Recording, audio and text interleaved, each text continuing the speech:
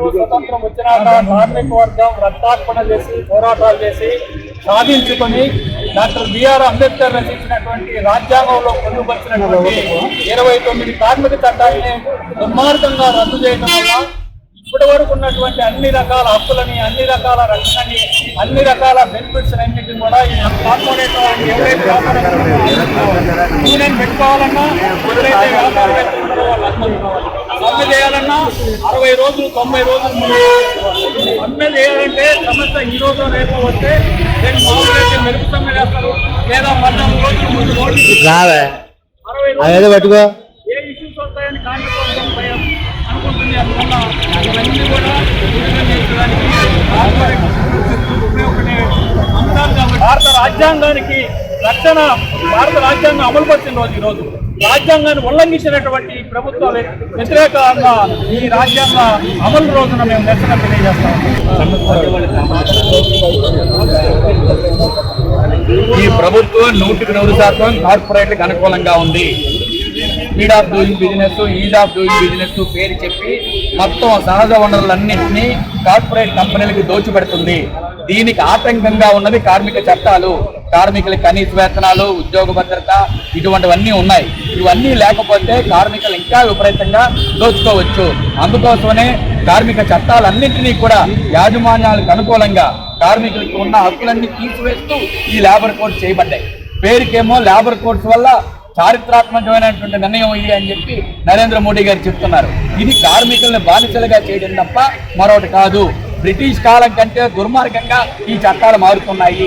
British కాలంలో ఏ రకంగా అయితే కాళ్ళకి చేతులకి సంఖ్యలు వేసి రోజుకి 18 గంటలు 20 గంటలు పని చేయించారో అంతకంటే దుర్మార్గంగా ఏ విధమైన హక్కులు లేకుండా, ఏ విధమైన చట్టాలు లేకుండా, కనీస వేతనాలు అమలు చేయకుండా, ఉద్యోగ భద్రత లేకుండా కార్మికులను దోచుకోవడానికే ఈ లేబర్ కోడ్స్ అని చెప్పి అభిప్రాయం అనుకున్నాం.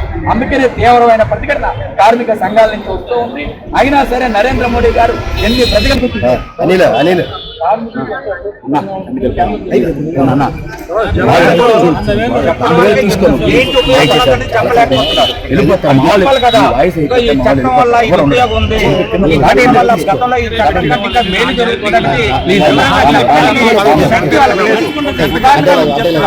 ఏ కంపెనీ ఇప్పుడు అన్ని కూడా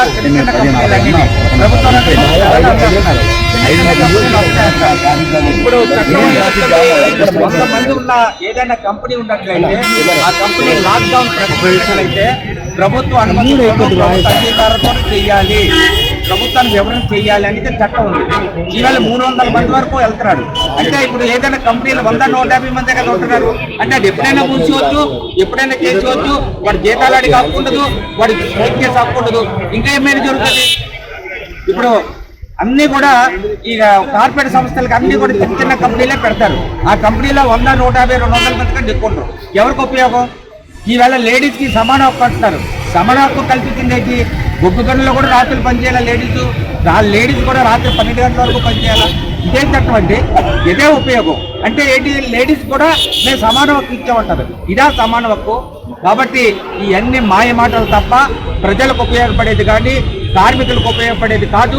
కాబట్టి ఈ 4 కార్మికుల కోడ్ల మీద మేము పోరాటం చేస్తున్నాం, ప్రజలకు తెలియజేస్తాం. వ్యతిరేకత త్వరలో వస్తుంది.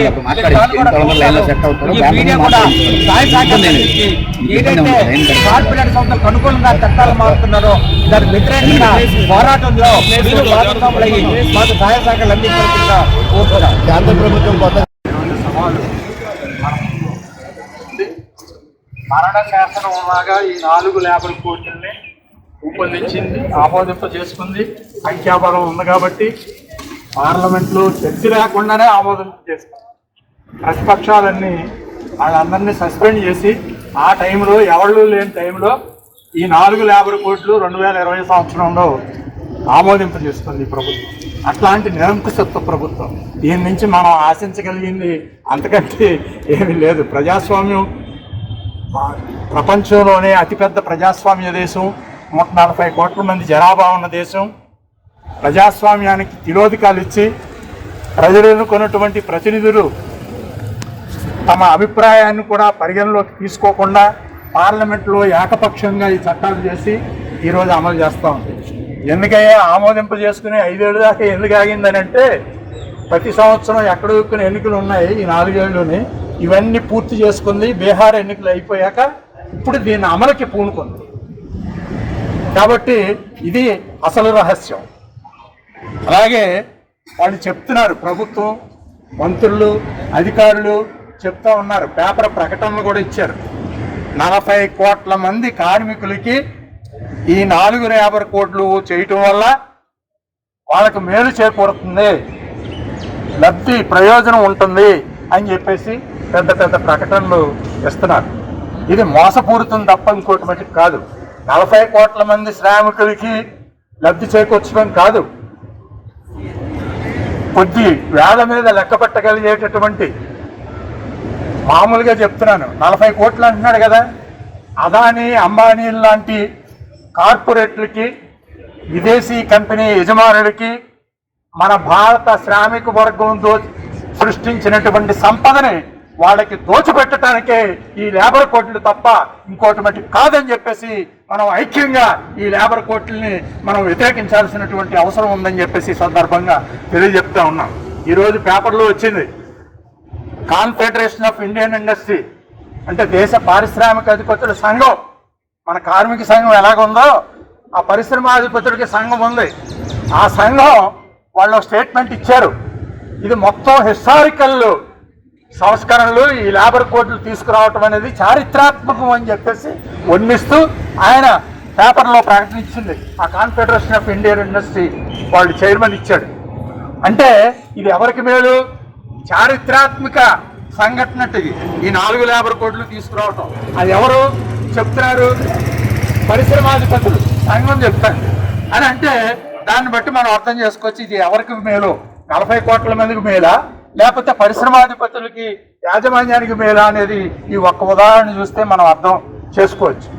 ఈరోజు సంఘం పెట్టుకునే హక్కు దగ్గర నుంచి సమ్మె చేసే హక్కు వరకు ఎవరో దయాదాక్షిణ్యాలతో ఇవ్వలేదు. ఇందాక చెప్పారు కదా, స్వాతంత్రం రాకముందు నుంచి, బ్రిటిష్ వాళ్ళు ఉన్నప్పటి నుంచి పోరాటాలు చేశాం, స్వతంత్రం వచ్చాక పోరాటాలు చేశాం. వీటిలన్నిటి ఫలితంగానే ఈ కార్మిక చట్టాలని మనం పోరాడి సాధించుకున్నాం. అట్లాంటి చట్టాలని ఈరోజు తుంపనాశనం చేసే రీతిలో కట్టకట్టి ఈరోజు 4 లేబర్ కోడ్లు రూపంలో ఈరోజు సవరణలు తీసుకొచ్చి కొత్త చట్టాలు ఈరోజు తీసుకొచ్చింది ప్రభుత్వం. పూర్తిగా మనం పోరాడి సాధించుకున్నటువంటి హక్కులన్నింటినీ కబలించేసి ఈరోజు కార్మికుల్ని కట్టు బానిసల కింద చేసే పరిస్థితుల్లో నెట్టడానికే ఈ 4 లేబర్ కోడ్లు కేంద్ర ప్రభుత్వం, బీజేపీ ప్రభుత్వం తీసుకొచ్చిందని చెప్పి నేను స్పష్టంగా చేయదలుచుకున్నాను. అందుకే కేంద్ర కార్మిక సంఘాలు ఈ 4 లేబర్ కోడ్లని మనం వ్యతిరేకించాలి, మేము ఎట్టి పరిస్థితుల్లోనే ఆమోదించమని చెప్పేసి దేశవ్యాప్తంగా నిరసనలకి పిలుపు ఇచ్చినాయి. ప్రజాస్వామ్యం దేశం కదా, మరి ప్రజలు ఎన్నుకున్నటువంటి ప్రతినిధులకి విలువ ఇవ్వాలి, లేకపోతే ప్రజలకి విలువ ఉండాలి. అందులో కార్మిక సంస్కరణలు తీసుకొచ్చేటప్పుడు కార్మిక సంఘాలతో సంప్రదించాలా అక్కర్లేదా? చెప్పండి. కార్మిక సంఘాలతో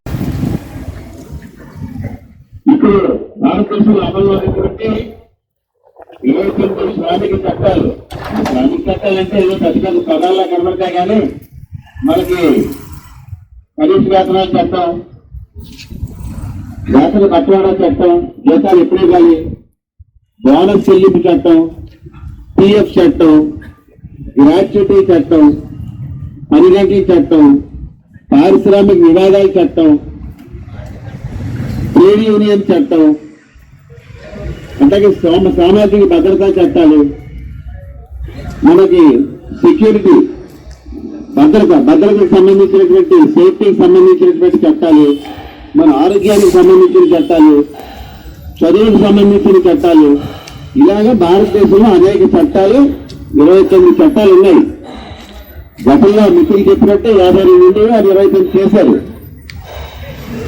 సంఘటిత రంగంలో అంటే ప్రభుత్వ రంగంలోని, కేంద్ర రాష్ట్ర కర్మాగారాల్లోని, కార్యాలయాల్లోని, పోస్ట్ ఆఫీసుల్లోని అక్కడ పనిచేసే వాళ్ళకి కొంతవరకు కూడా ఆ రక్షణ అనేది ఉన్నది.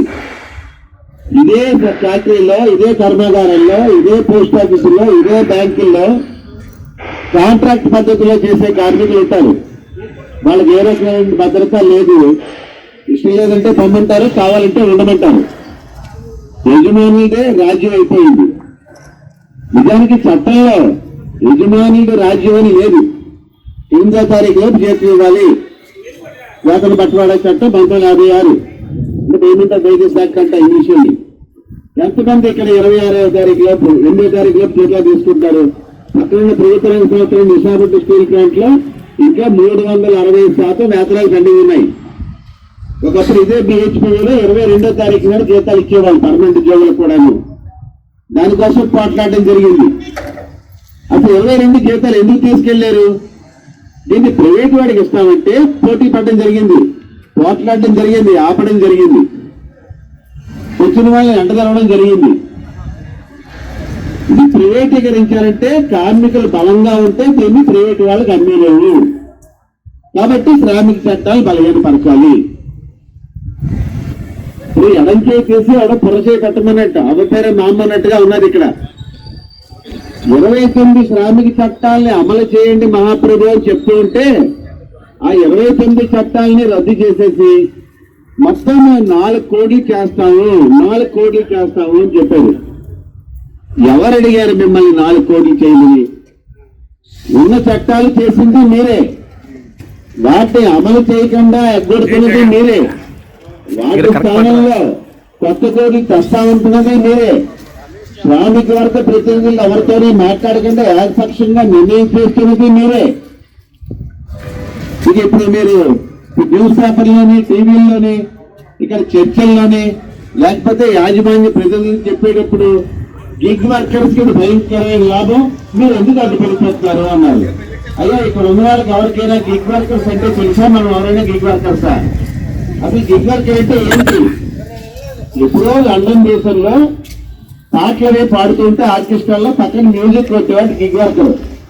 చర్చిల్లో డిసెంబర్ నెలలో మరి సాంస్కృతిక కార్యక్రమాలు అవుతాయి.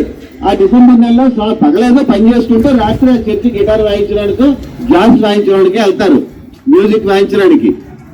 అంటే తాత్కాలికంగా ఒక పని కోసం తీసుకునేటువంటి, ఒక పని కోసం వెళ్ళేటువంటి వాళ్ళని గిగ్ వర్కర్స్ అంటారు. వాళ్ళని ఫ్రీలాన్సర్స్ అంటారు. ఉదాహరణకి నేను ఎవరికైనా సంగీతం నేర్పుతున్నాను అనుకోండి, ఎవరికైనా కరాటే నేర్పుతున్నాను అనుకోండి, నేను నేర్పిస్తే డబ్బులు వస్తాయి, లేకపోతే నాకు రావు. అట్లాంటి వాళ్ళని దృష్టిలో పెట్టుకుని ఇవన్నీ ఉదయం మనకి పాల ప్యాకెట్లు వేసేవాళ్ళు, పేపర్లు వేసేవాళ్ళు, అలాంటి వాళ్ళకి మేము సాయం చేసేస్తున్నామని చెప్పేసి ఉన్నటువంటి చట్టాలన్నింటినీ కూడా రద్దు చేసేటువంటి ఒక పెద్ద ప్రమాదం ముందుకు వచ్చింది. అసలు ఉన్న చట్టాలను అమలు చేయకుండా కొత్తవి చేయాలి వాళ్ళకి ఎందుకు వచ్చింది? మేనేజ్మెంట్లకి, యజమానులకి ఎందుకు వచ్చింది అంటే మీరు ఒక సంగతి జాగ్రత్తగా అర్థం చేసుకోవాలి. భారతదేశం ప్రజానికి ఈ రోజు 140 కోట్లు, ఇందులో ఉద్యోగాలు చేసుకునే వాళ్ళు 35 కోట్లే. మిగతా వాళ్ళు ఉద్యోగాలు చేయట్లేదా? వ్యవసాయ కూలీలు ఉన్నారు, వాళ్ళకి లక్షలు తక్కువ ఉన్నాయా? వాళ్ళకి ఏమైనా సెక్యూరిటీ ఉందా? వ్యవసాయం చేయలేక మన అపార్ట్మెంట్స్ వాచ్మెన్లు కానీ, పట్టణాల్లో హెల్పర్లు కానీ ఎంతమంది వచ్చేయడం లేదు? మనం చూస్తున్నాం కదా. Welcome to our YouTube channel. Don't forget to like, subscribe and share the videos.